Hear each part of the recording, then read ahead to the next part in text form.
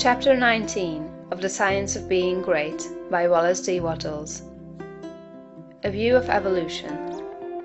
But how shall we avoid throwing ourselves into altruistic work if we are surrounded by poverty, ignorance, suffering, and every appearance of misery, as very many people are?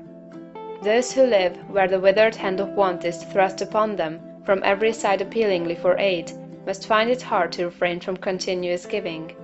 Again, there are social and other irregularities, injustices done to the weak, which fire generous souls with an almost irresistible desire to set things right.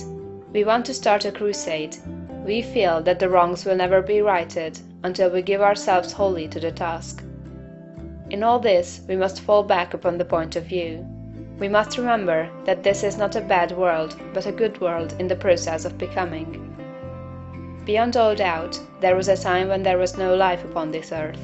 The testimony of geology to the fact that the globe was once a bowl of burning gas and molten rock, clothed about with boiling vapors, is indisputable, and we do not know how life could have existed under such conditions. That seems impossible. Geology tells us that later on a crust formed, the globe cooled and hardened, the vapors condensed and became mist or fell in rain. The cooled surface crumbled into soil, moisture accumulated, ponds and seas were gathered together, and at last somewhere in the water or on the land appeared something that was alive. It is reasonable to suppose that this first life was in single-celled organisms, but behind these cells was the insistent urge of spirit, the great one life seeking expression. And soon organisms, having too much life to express themselves with one cell, had two cells and then many, and still more life was poured into them. Multiple-celled organisms were formed, plants, trees, vertebrates, and mammals, many of them with strange shapes, but all were perfect after their kind, as everything is that God makes. No doubt there were crude and almost monstrous forms of both animal and plant life, but everything filled its purpose on its day, and it was all very good. Then another day came, the great day of the evolutionary process, a day when the morning stars sang together and the sons of God shouted for joy to behold the beginning of the end. For man, the object aimed at from the beginning, had appeared upon the scene. An ape-like being, little different from the beasts around him in appearance, but infinitely different capacity for growth and thought. Art and beauty, architecture and song, poetry and music, all these were unrealized possibilities in that ape-man's soul, and for his time and kind he was very good. It is God that works in you to will and to do of his good pleasure, says St. Paul.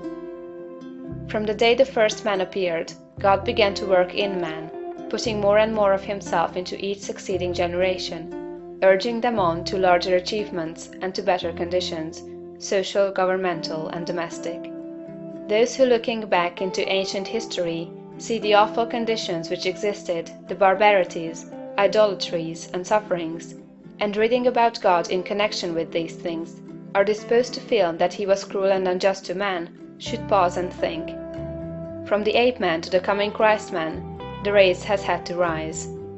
And it could only be accomplished by the successive unfolding of the various powers and possibilities latent in the human brain. God desired to express himself, to live in form, and not only that, but to live in a form through which he could express himself on the highest moral and spiritual plane. God wanted to evolve a form in which he could live as a God and manifest himself as a God. This was the aim of the evolutionary force. The ages of warfare, bloodshed, suffering, injustice, and cruelty were tempered in many ways with love and justice as time advanced. And this was developing the brain of man to a point where it should be capable of giving full expression to the love and justice of God. The end is not yet. God aims not at the perfection of a few choice specimens for exhibition, like the large berries at the top of the box, but at the glorification of the race. The time will come when the kingdom of God shall be established on earth. The time foreseen by the dreamer of the Isle of Patmos, when there shall be no crying, neither shall there be any more pain, for the former things are all passed away, and there shall be no night there.